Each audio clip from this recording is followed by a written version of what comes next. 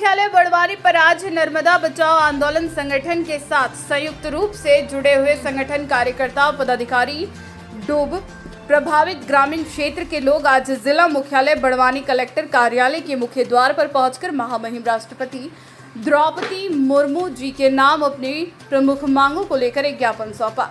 नर्मदा घाटी के 3 राज्यों के हजारों परिवारों की तरफ से सामाजिक कार्यकर्ता मेघा पाटकर जी पर लगाए झूठे आरोपों और उन्हें दी गई सजा के विरोध में तथा आपस हस्तक्षेप के आग्रह हेतु लिखा जा रहा है। हम इस प्रकरण के तथ्य आपसे सक्षम रखना चाहते हैं। श्री वी के सक्सेना गुजरात जे के सीमेंट और अदानी की संयुक्त परियोजना धोलेरा परियोजना के पदाधिकारी 1990 से बने थे। नर्मदा बचाओ आंदोलन ने जब 1985 से घाटी के हजारों आदिवासी, किसान, दलित, मजदूर, मछुआरे, व्यापारी सभी विस्थापितों के अधिकारों के लिए कानूनी और अहिंसक संघर्ष किया तो 1991 से सक्सेना जी ने आंदोलन के खिलाफत शुरू कर दी थी। आंदोलन विस्थापितों के संपूर्ण और न्यायपूर्ण पुनर्वास के लिए चला था। हमारा आंदोलन गुजरात की कंपनियों को पानी देने के विरोध में नहीं था, लेकिन हम गुजरात के जरूरतमंद कच्छ सौराष्ट्र को प्रथम पानी देने के पक्ष में रहे। हमने विस्थापितों के संपूर्ण पुनर्वास और उसके बिना किसी का घर खेत डूबने न देने के कानून, नीति तथा न्यायालयीन फैसलों के पालन के पक्ष में 39 सालों से आंदोलन चलाया है, जो 3 राज्यों के 244 गांव और एक नगर के 50,000 से अधिक परिवारों के पुनर्वास के लिए जरूरी था और आज भी जारी है, क्योंकि कुछ हजार विस्थापितों का पुनर्वास बाकी है। यहां पर क्षेत्रीय विधायक राजेंद्र मंडलोई भी पहुंचकर डूब प्रभावित के समर्थन में पक्ष अभी रखा। पर कहीं पहले तू शिफ्ट हो जा, फिर पैसा नाकू कहे मन कहीं ना लुच्चा की मत हाय लगो अपनों कदी मजा को घर ना बांध लेंगा न कदी 5-8 दिन नाक्यो तई। हाँ हम कासो पहले शिफ्ट करी रोज फिर वो पैसा नाकू कहे इतनी बेईमानी करो 7 साल तक मारो केस चलियो। हाँ या सरकार की झूठा वादा करी रोज वक्त झूठा वादा नहीं। अभी थामो सवाल लेके आए हैं, सवाल लेके आए हैं।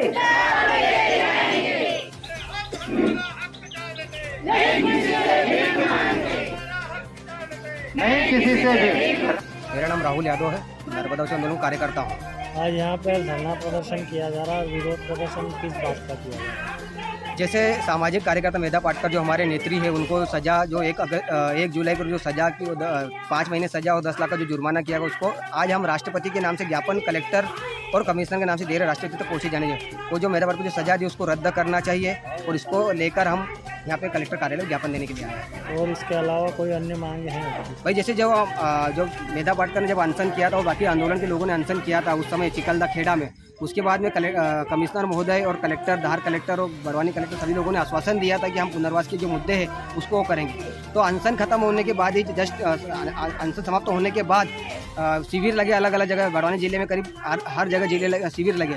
उन शिविरों पर हजारों आवेदन आए, तो उस पर क्या कानूनी कार्रवाई की गई, किस प्रकार से कहाँ किया गया, वो आज हम सवाल लेकर कलेक्टर कार्यालय पे आए हैं और उन मुद्दों को लेकर भी हम पहुँचे थे कि भाई आप जो ज्ञापन हजारों लोगों ने आवेदन दिया उस पर क्या कार्रवाई की गई कानूनी तरीके से, किस तरीके से उन पर क्या हुआ है, तो आज तक उन आवेदन पर क्या होगा।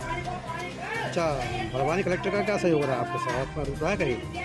बड़वानी कलेक्टर का कोई सहयोग नहीं है भैया। जैसे निसरपुर में जब कमिश्नर आए थे निसरपुर में, उसमें बड़वानी कलेक्टर, खरगोन कलेक्टर, धार कलेक्टर, वाले कलेक्टर आए थे। उसमें बड़वानी कलेक्टर ने स्पेशल कहा था कि हम प्रतिनिधि के रूप में, आंदोलन प्रतिनिधि के रूप में चर्चा करेंगे और इस पर चर्चा करेंगे, पर अभी तक ऐसा उनकी तरफ से कोई पहल नहीं आया है।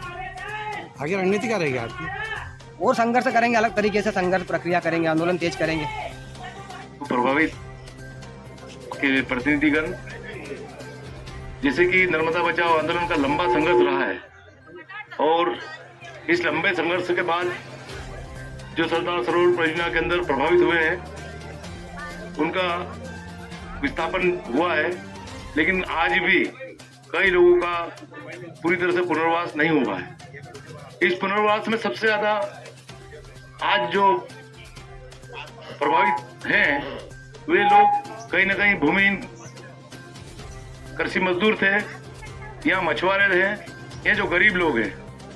उनको सरकार ने जीरो टॉलरेंस बताकर, जीरो बैलेंस बताकर कहा कि गांव में कोई नहीं है। बाद में सरकार को बदलना पड़ा और सरकार को प्लाट, जो पुराने गांव में रह रहे थे उनको प्लाट और 580 का मुआवजा भी देना पड़ा। तो बावजूद भी आज भी कई लोग ऐसे गांव के अंदर, पुराने गांव में आज भी लोग रह रहे हैं और कई लोगों को प्लाट मिला है, कई लोगों को प्लाट भी नहीं मिला और कोई विशेष पैकेज या कोई अनुदान, कोई राशि मिली नहीं है। और ऐसे लोगों की स्थिति ये हो गई कि उनका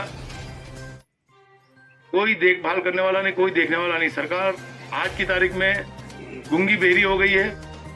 सरकार किसी भी हितग्राही को कोई सुनने को तैयार नहीं, कोई किसी व्यक्ति को बात सुनने को तैयार नहीं। इस बात को लेकर पिछले दिनों मेघा दीदी ने आमरण अनशन चिकलदा में जो प्रारंभ किया था, वहां पर कमिश्नर साहब ने, कलेक्टर ने, एसपी ने और अन्य शासन के प्रतिनिधियों द्वारा उनको आश्वासन दिया था कि जो डूब प्रभावित है इनका फिर से हम सर्वे करा रहे हैं। और सर्वे के नाम पर गांव-गांव में जो मात्र पंचायत स्तर के कर्मचारी है, जो पंचायत सचिव है या छोटे कर्मचारी है, उनको लगा दिया और वे लोग किसी का आवेदन ले रहे हैं, किसी का आवेदन नहीं ले रहे हैं और उसका कोई सिस्टमेटिक कार्यक्रम नहीं रहा जिससे प्रभावित अपनी बात को, अपनी मांग को रख सके।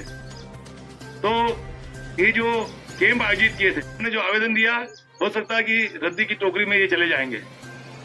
यदि सरकार वाकई संवेदनशील है और डूब प्रभावितों को पुनर्वास करना चाहती है तो या तो सरकार एक उच्च स्तरीय प्रतिनिधि मंडल, शासन के अधिकारी और जो मंत्री है या विधायक है उनका दल बनाकर डूब प्रभावित क्षेत्र में भेजे और जो लोग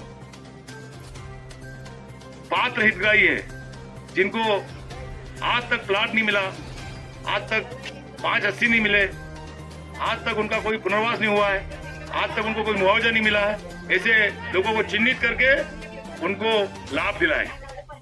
जब डूब आई थी उस समय